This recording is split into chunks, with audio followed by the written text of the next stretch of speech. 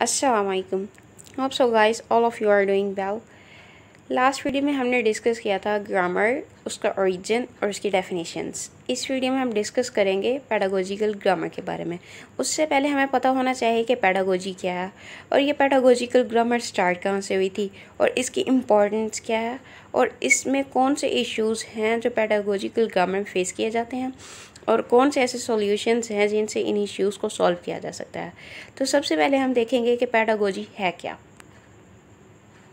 Pedagogy ये एक teaching term है जो कि टीचर्स यूज़ करते हैं स्टूडेंट्स को टीच करने के लिए। ये एक ऐसा तरीका है जो टीचर्स अडॉप्ट करते हैं ताकि स्टूडेंट्स इफ़ेक्टिवली लर्न कर सकें। जैसा कि है it describe the process of teaching so that students can learn more effectively. Means कि ये टीचिंग के प्रोसेस को इफ़ेक्टिव बनाती है ताकि स्टूडेंट्स कन्वीनियंटली लर्न कर सकें। This term is related to the teaching and learning process specially for foreign language learner और सेकेंड लैंग्वेज लर्नर।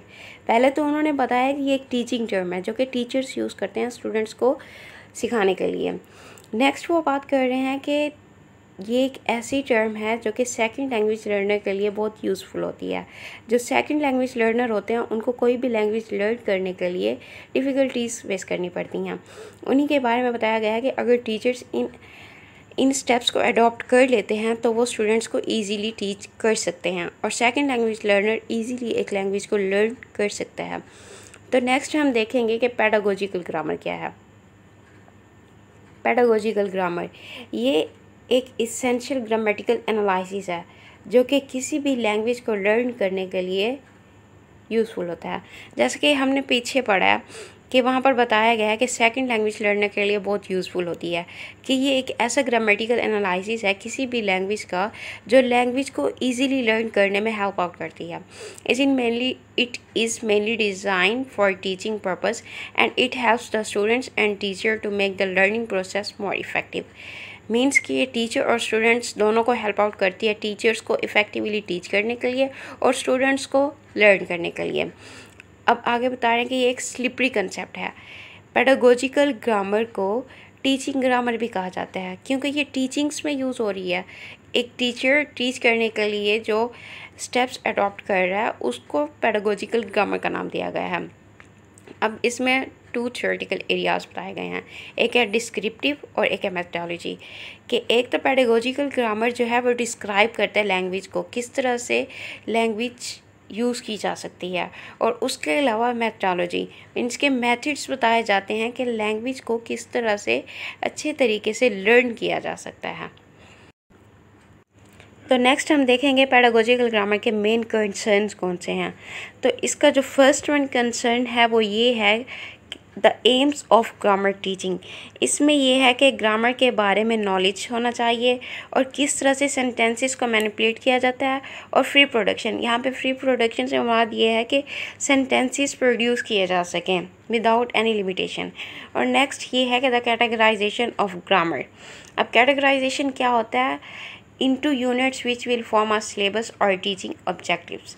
मीन्स के ग्रामर में जो हम पार्ट्स यूज़ करते हैं उनको एक तरह यूनाइट करने से जो चीज़ बनती है उसको सिलेबस या टीचिंग ऑब्जेक्टिव्स के लिए यूज़ किया जाता है। The extent to which grammar should be dealt with separately from other aspects of language. इसमें ये बताते हैं कि लैंग्वेज में जो ग्रामर है वो किस तरह से एक अलग तरीके से यूज़ की जाती है किसी भी सेकंड लैंग्वेज लर्नर को ईजीली लैंग्वेज सिखाने के लिए। अब है द रूल्स और the use of rules in particular in how for a cognitive focus on grammar rules.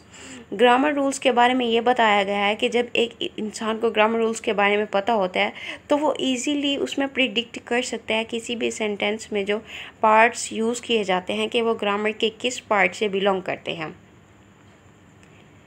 तो नेक्स्ट हम देखेंगे कि ये बिगिनिंग ऑफ पेडागोजिकल ग्रामर के पेडागोजिकल ग्रामर स्टार्ट कहाँ से हुई थी। या एंशियंट ग्रीक्स जो थे वहाँ से जो टीचिंग प्रोसीजर है स्टार्ट हुआ था, उन्होंने इसको इंट्रोड्यूस कराया था। और उस टाइम पे जो वेल्दीएस्ट पर्सन थे, जो रिच पर्सन थे, सिर्फ वहीं अपने बच्चों को एजुकेट कराते थे। और उनको एजुकेट कौन करते थे? जो उन रिच पीपल के स्लेव्स होते थे। तो इस तरह से जो पेडागोजी का जो प्रोसीजर है वो स्टार्ट हुआ था रिचेस्ट पीपल के स्लेव्स से, क्योंकि उनको मनी की ज़रूरत थी और उन्होंने उनके बच्चों को पढ़ाना स्टार्ट कर दिया था ताकि वो अपनी फाइनेंशियल क्राइसिस को फेस कर सकें। तो नेक्स्ट हम देखेंगे कि इम्पॉर्टेंस क्या है पेडागोजिकल ग्रामर की, कि ये किस लिए ज़रूरी होता है।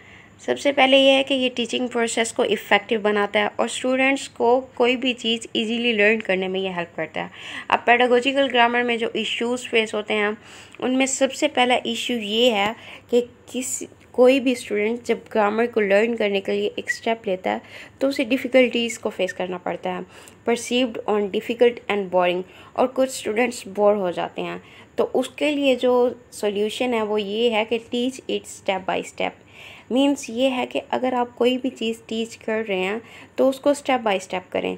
जिस तरह से पार्ट्स ऑफ स्पीच होते हैं, अगर आप एडवर्ब पढ़ा रहे हैं तो उसके बाद उसकी टाइप्स पढ़ाई जाएं। ये ना हो कि पहले एडवर्ब की टाइप्स पढ़ा दिए जाएं और उसके बाद एडवर्ब पढ़ाया जाए। मीन्स कि टीचिंग में सीक्वेंस होना चाहिए। और दूसरा ये है कि प्लान बेस्ट एक्टिविटीज़, कि ऐसी एक्टिविटीज़ प्लान की जाएँ ताकि स्टूडेंट्स को कोई उसमें डिफ़िकल्टी ना हो और स्टूडेंट्स बोर भी ना हो। थर्ड ये है कि change negative attitude among students में से ये नेगेटिव जो एटीट्यूड होता है उसको ख़त्म कर दिया जाए, ख़त्म नहीं उसको चेंज कर दिया जाए। इसके बाद जो टीचिंग प्रोसेस है वो इजीली प्रोसीड किया जा सकता है। अब जो नेक्स्ट इश्यूज़ में से एक है lake of experience in teachers. कुछ टीचर्स ऐसे होते हैं जिनमें एक्सपीरियंस नहीं होता और वो अच्छे से टीच नहीं कर पाते, तो उनका सॉल्यूशन ये है कि एक इंटेंसिव कोर्स जो है इंग्लिश लैंग्वेज का वो उनको दिया जाए। और थर्ड ये है issue teaching large multi level classes. कुछ टीचर्स होते हैं जो लार्ज मल्टी लेवल क्लासेस को पढ़ा रहे होते हैं। मीन्स कि एक क्लास में डिफरेंट डिपार्ट या डिफरेंट क्लासेस के स्टूडेंट्स होते हैं और एट अ टाइम एक टीचर को पढ़ाना पड़ता है, जिसकी वजह से जो टीचर होता है वो अपना मैसेज इजीली कन्वे नहीं कर पाता, जो स्टूडेंट्स होते हैं वो मैसेज को परसीव नहीं कर पाते।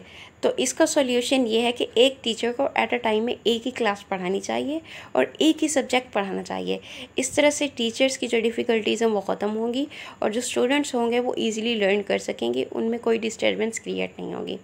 And the fourth and last one issue, teachers hesitate to convey the important points about the language.